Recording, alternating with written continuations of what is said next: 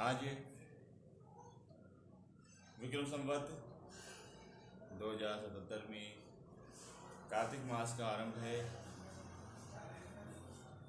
आज से भगवान श्री राधा रमण की कृपा से काशी में भगवान दक्षिणामूर्ति चंद्रमौलीश्वर के सानिध्य में सनत कुमारी संहिता के अंतर्गत कार्तिक महात्म्य गाने का अवसर प्राप्त हुआ है। अपनी बुद्धि और सामर्थ्य के अनुसार इसको गाने का प्रयास किया जाएगा। भगवान श्री राधा रमण से प्रार्थना है हमें वाणी और बुद्धि प्रदान करे और एक अच्छा चरित्र हमें प्रदान करे जिससे लोग आदर्श हो। श्री राधा रमण लाल की जय। श्री दक्षिणामूर्ति चंद्रमौलीश्वर भगवान की जय।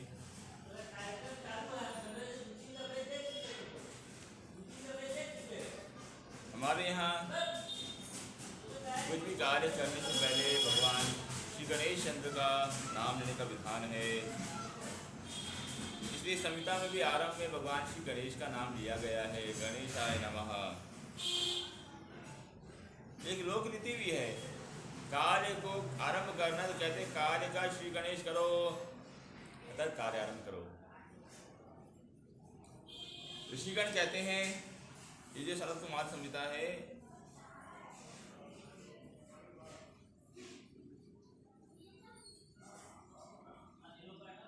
सूत जी महात्मा सनकादि ऋषिगणों को सुनाते हैं। ऋषिगण कहते हैं मुनि श्रेष्ठा वालखेल्या सर्वलोक हितेच्छया कलौ कलुष चित्तानां लोकानां दीन भाषिणाम्।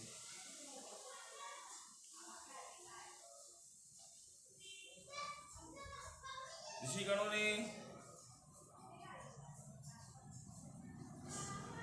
वालखेल्या जो कि 60,000 की संख्या में अंगूठे के बराबर के रहने वाले महात्मा हैं, जिनका जो आकृति ये स्वरूप है अंगूठे के ऊपर के हिस्से के बराबर होती है, ये दिखाते हैं कि छोटे हैं पर छोटे का कार्य बड़ा गंभीर होता है। भगवान सूर्य नारायण के आगे चलते हैं और सूर्य नारायण के रथ के आगे आने वाले जो विघ्न हैं उनको दूर करते हैं। मंत्र शक्ति के द्वारा सूर्य के रथ को निर्बाधित चलाते रहते हैं। कोई बाधा आ भी जाए तो भी इनकी मंत्र शक्ति के कारण से वह शीघ्र दूर होती है। ऐसे वालखेल्य आदि ऋषिगण थे।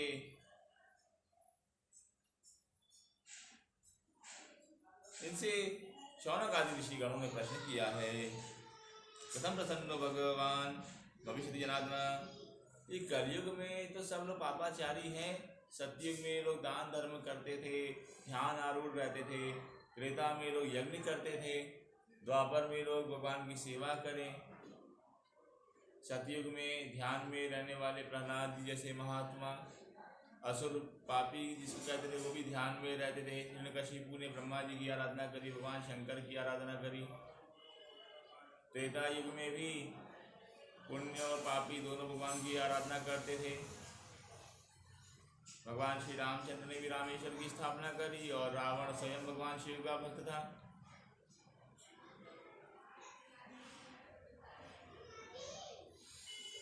द्वापर में भी सेवा ध्यान भी पुण्य और पापी, पुण्यात्मा पापी गण दोनों भगवान की पूजा करते।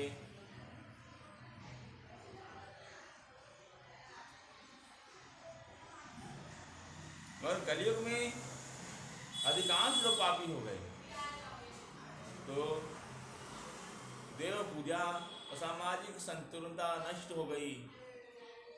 व्यभिचार में लोग अधिक जाने लग गए।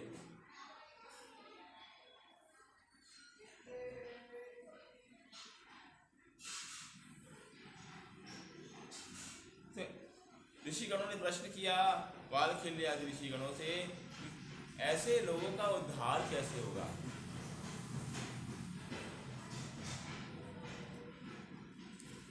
अब कोई कहे जप करने से भगवान में मन लगेगा, तो जप में भी भगवान में मन लगता नहीं, जप माला में ही मन नहीं लगता। कितनी माला जप करते रहो, कितनी माला जप हो गई पता ही नहीं चलता है। तो ऐसे जप का फल क्या हुआ? जब माला में ही मन नहीं लगा तो हरि में क्या मन लगेगा?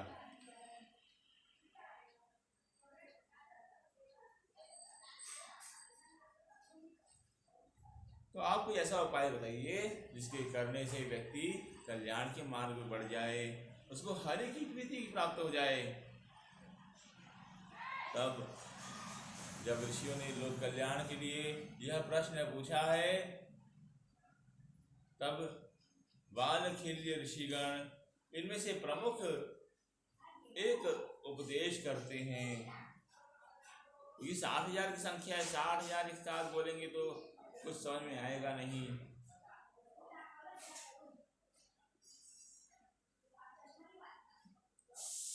ऋषिगण कहते हैं,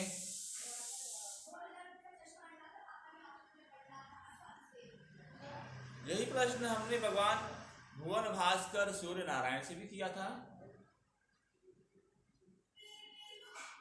कि कलयुग में लोगों का उद्धार होगा कैसे, क्या उपाय करना चाहिए। तब भगवान भुवन भास्कर ने जो बताया था वही हम आपको बता रहे हैं।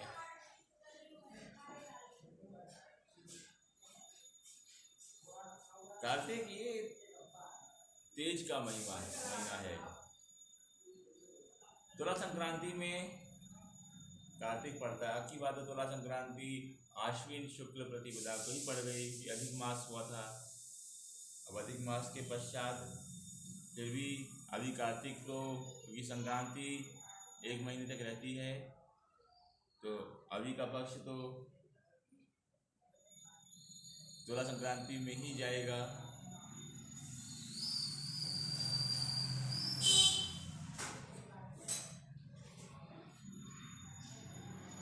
ये तेज का महीना है, इसमें प्रकाश का महात्म्य है। प्रकाश का उत्सव भी, दीपावली भी इसी कार्तिक महीने पड़ती है और अत्यंत पवित्र महीना है। चाहे शिव पूजन के निमित्त देखें, दुर्गा पूजन, गणेश पूजन, कृष्ण पूजन, सूर्य पूजन, सभी के दृष्टिकोण से देखा जाए तो अत्यंत पवित्र महीना है।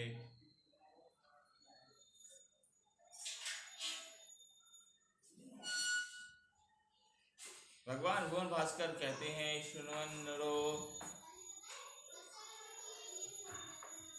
भवन्तोऽपि बालखेल्या च नारद जनकाद्या भवन्तोऽपि शृण्वन्तु ऋतमुत्तमं मद्गतिर्वृणेनैव जायते चराचरं तथैव वृद्धिमायाति जायते तयति जायन्ते हरति ततः जायते सरितं ततः ब्रह्म विष्णु महेशाद्यैरेकदा प्रार्थितस्त्वः रथं तव गतिज्ञान जायते तव दर्शनः।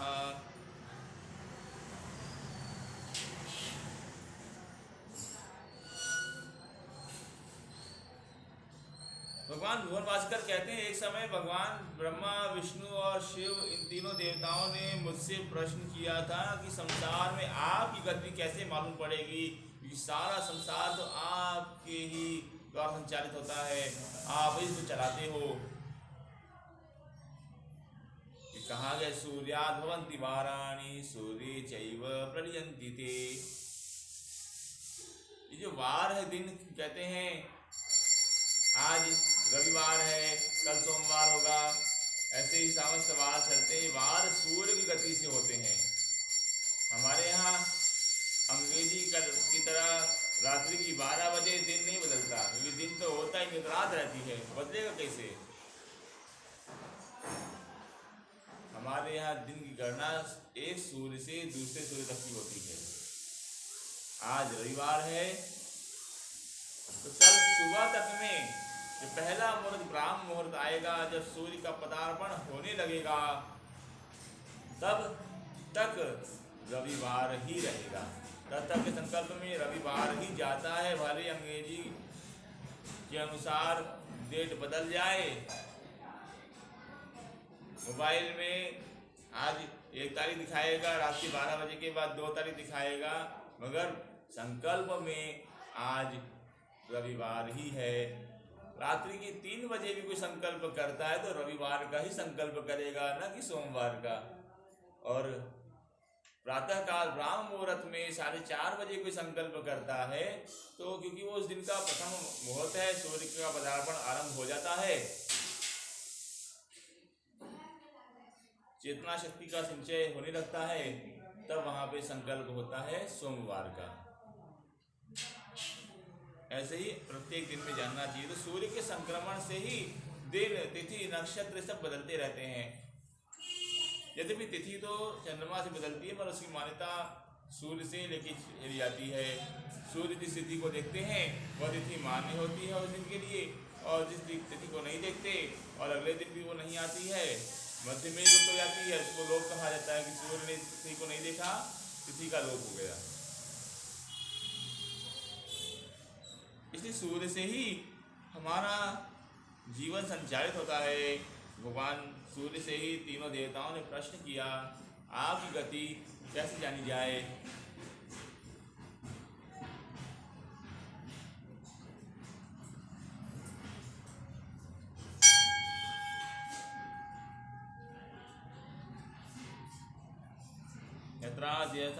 श्वेत वस्त्रमालिभूषणः मुद्रां करे बिभ्रध्यन्यस्ति ध्यानस्तिमित लोचनः द्वितीयो राजसो जातो दंडपुस्तकधारकः।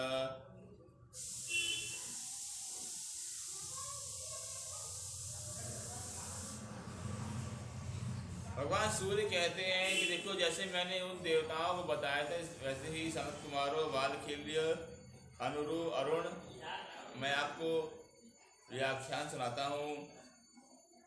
सबसे पहले एक विशाल युग समुदाय का वर्णन किया। सतयुग, त्रेतायुग, द्वापर, कलियुग, इन 4 युगों का वर्णन किया।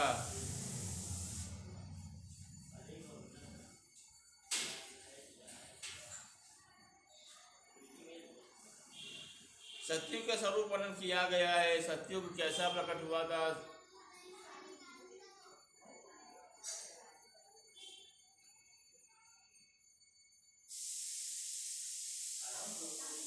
सूर्य गति से सतयुग उत्पन्न हुआ है। उसका स्वरूप अत्यंत शांत है, ज्ञान मुद्रा वाला है, हाथ पुस्तक धारण किया हुआ और ध्यान परायण है। द्वितीय जो स्वरूप प्रकट हुआ है वह रजोगुण से युक्त है। सतयुग सत्वगुण से युक्त था, अर्थात सतयुग में लोग अधिक से अधिक सत्य कर्म करते थे, सत्व कर्म करते थे, सात्विक होते थे, ध्यान परायण होते थे, सेवा परायण होते थे। फिर आया त्रेता युग। त्रेता युग में लोग कर्म प्रधान हो गए, यज्ञ में निष्ठा जागने लगी।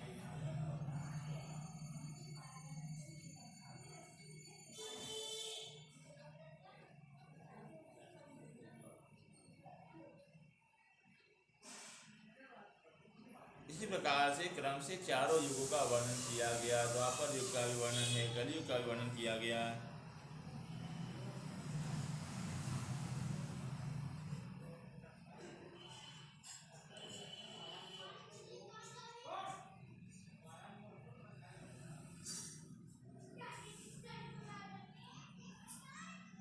भगवान सूर्य कहते हैं कि देखो, उस वक्त मैंने उन 4 पुरुषों को अपने देह से उत्पन्न किया और ब्रह्मा, विष्णु, महेश को उत्तर देने के लिए उनको स्थापित किया कि आप चारों बताइए मेरी स्थिति को।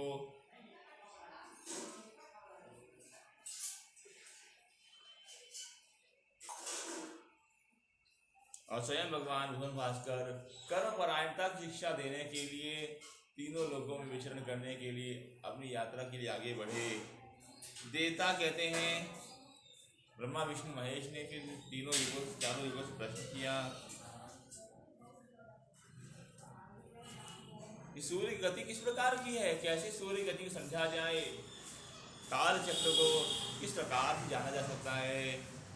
तब सतयुग कहते हैं,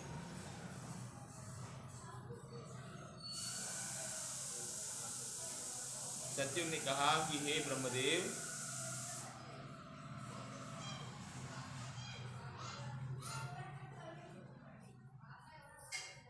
सहस्रम सौरवर्षाणां प्रेर्यते तु मया जनाः ध्यानाय तपसे ज्ञानम मोक्ष साधन कर्मणि। सत्य कहता है कि मैं सूर्य के मान से 1000 वर्ष तक रहता हूँ और मैं लोगों को ध्यान तप सत्कर्म में प्रेरित करता हूँ, उनको मोक्ष के मार्ग पे लेके जाता हूँ।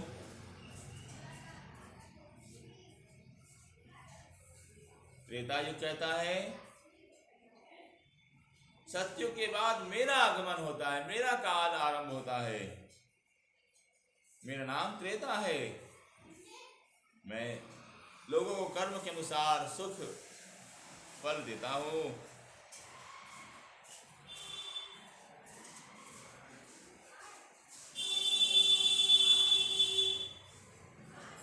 वर्ण व्यवस्था का संचालन मेरे समय पे होता है।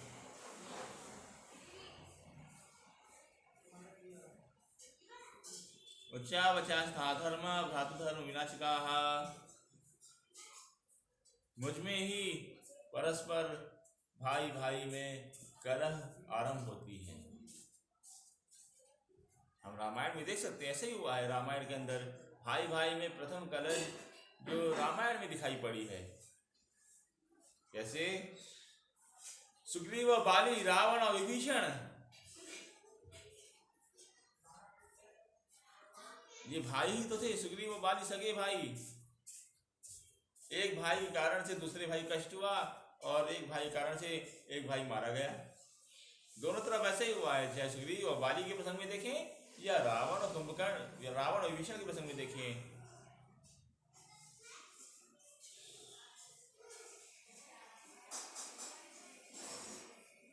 तो त्रेता युग कहता है भ्रातृ धर्म विनाशक, यानी कि आपस में सौहार्द भावना को मैं नष्ट करने वाला होता हूँ, प्रतिस्पर्धा को लेकर के आता हूँ।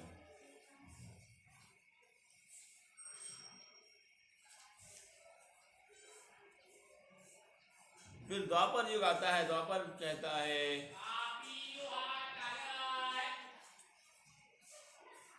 मैं द्वापर युग हूँ। लक्ष्याणामष्टकम देवः षष्ठ संख्यायुतानि च। मैं 8,64,000 साल का द्वापर युग हूँ। सत्यु का मान 17,28,000 साल बताया गया। त्रेता का मान 12,96,000 साल और द्वापर कहता है मेरी आयुमान 8,64,000 साल है। सहस्राणां चतुष्कं च मत्कालस्य प्रमाणदा। अहम बुद्धि प्रवक्ष्यामि सर्वेषां सुखहेतवे। मैं लोगों को बुद्धि देता हूँ,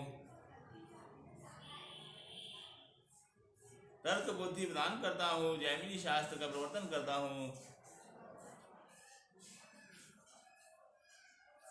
तामसाश्च विशन्ति मदरूपास्तु सत्यः।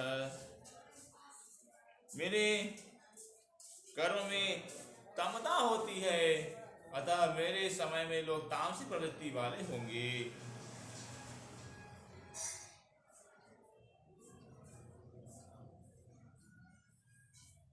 फिर कलयुग का आगमन होता है। कली कहता है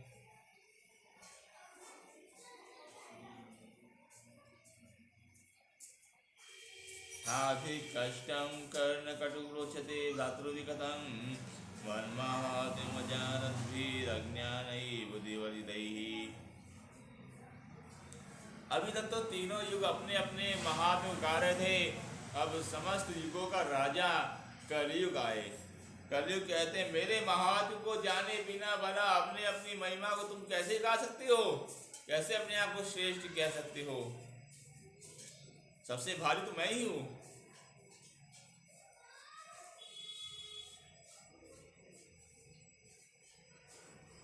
इन सब में फिर भी कोई सत्कर्म होता है तो लोगों का कल्याण होता है। मेरे में कोई सत्कर्म नहीं होता। मत काल परिमाण तो हृदयामि दिशोधियम्। मैं 4,32,000 साल तक वास करता हूँ। मेरी प्रेरणा बुद्धि 4,32,000 साल की है।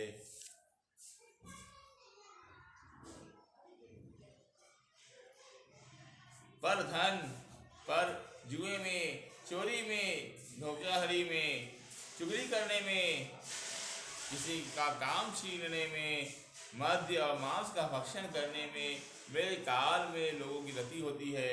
पराई स्त्री पराई वस्तु मेरे काल में लोगों को अत्यंत प्रिय होती है।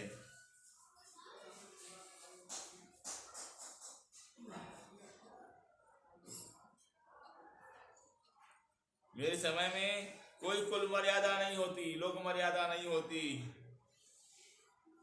भाई बहन में संबंध बनते हैं। मयि स्वल्पायुषा लोका बहुधा विधवांगनाः। मेरे में स्त्रियां विधवा होती हैं, अधिक से अधिक मात्रा में विधवा स्त्री हमारे समय वास करती हैं।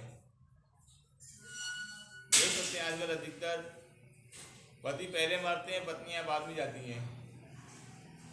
बहुत कम ऐसा होता है कि पत्नी पहले चली गई और पति बाद में गया।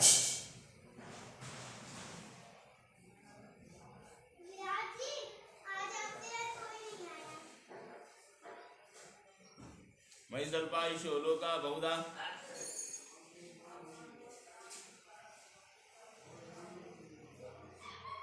युद्धकूटा सर्वजनाः प्रतिव्यक्त्यन्ति सागरे संगरे।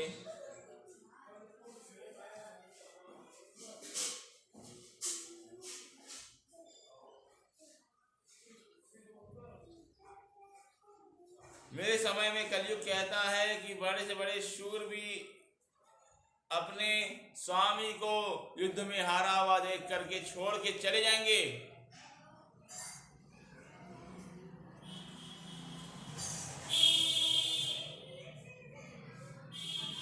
दासी होकृतान् लोकाः परित्यज्य कुलस्त्रियम्। मेरे समय में तुम्हें क्या गुणगान गाओ, उत्तम कुल की स्त्री को छोड़ करके लोग अधम कुल की स्त्री का वर्ण करेंगे, और स्त्रियां भी अपने अपने सजाति वर्ण का त्याग करके पर जाति पर धर्म में मन लगाएंगी।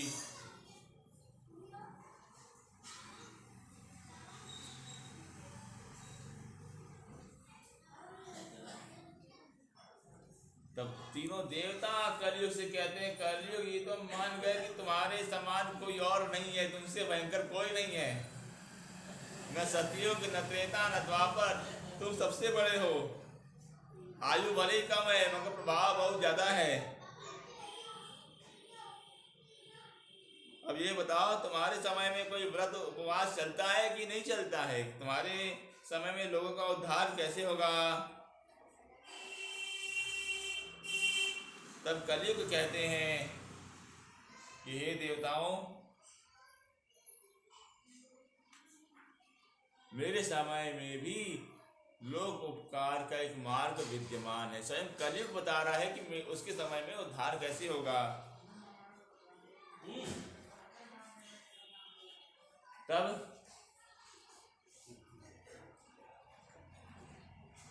अरुणम वरदा प्रोक्तम भास्कर तमया।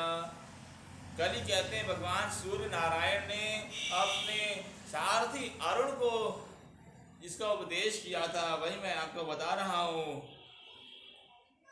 मुझ में भी लोग कैसे स्वर्ग को जा सकते हैं, उत्तम गति को प्राप्त कर सकते हैं, यह मैं बताता हूँ।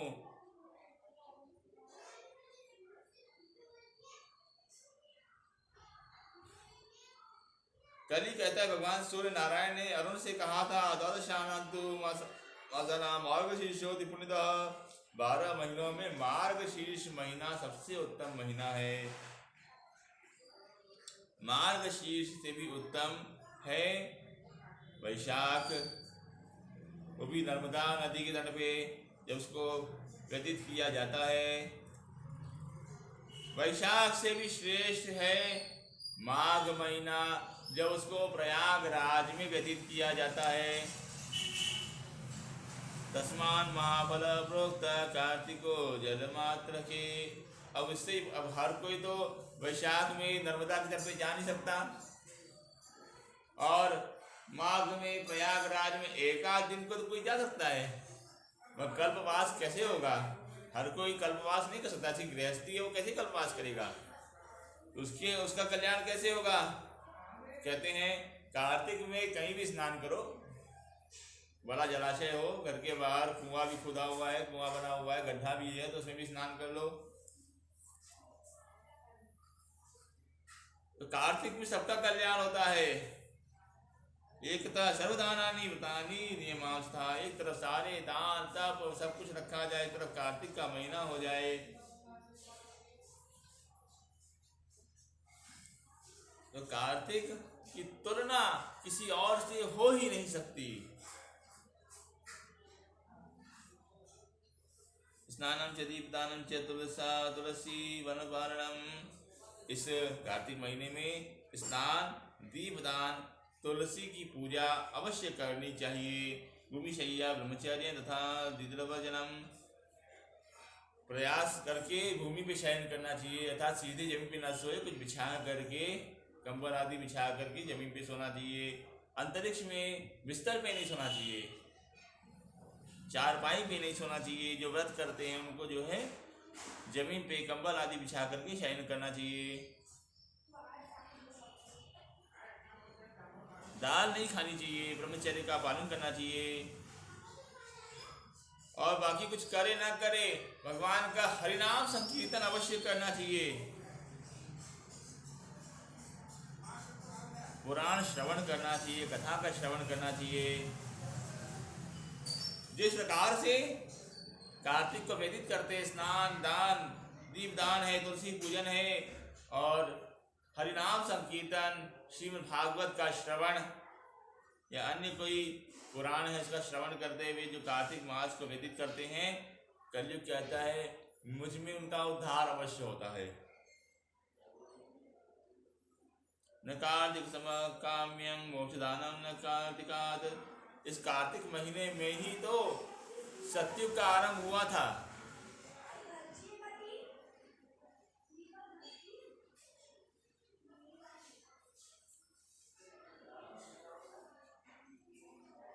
स्वयं भगवान श्री कृष्णचंद्र ने भी कार्तिक का नियम पालन किया है। कामनाओं की तृप्ति के लिए नारद जी ने मोक्ष प्राप्ति के लिए कार्तिक की सेवा करी, राज्य प्राप्ति के लिए, धर्म की प्राप्ति के लिए महाराज युधिष्ठिर ने कार्तिक की सेवा करी थी, और उत्तम पद की प्राप्ति के लिए बालक ध्रुव ने कार्तिक की सेवा करी है। तो कार्तिक के समान कोई और मास नहीं है।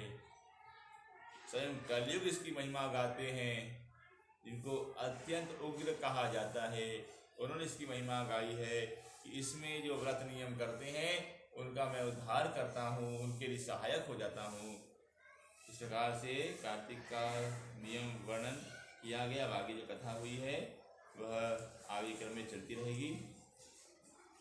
जो भी श्रोतागण सुनना चाहते हैं वे फेसबुक लाइव के द्वारा अथवा इसी प्रकरण से वीडियो के द्वारा सुन सकते हैं। अन्यथा उनकी काशी में आके सुनना चाहते हैं तो गाय घाट क्षेत्र में उनका स्वागत है। नित्य प्रतिदिन 11 से 12 बजे तक कथा होगी। श्री राधे। आइए हरिनाम संकीर्तन करते हुए कथा का विश्राम करते हैं। हरे कृष्ण कृष्ण कृष्ण हरे हरे,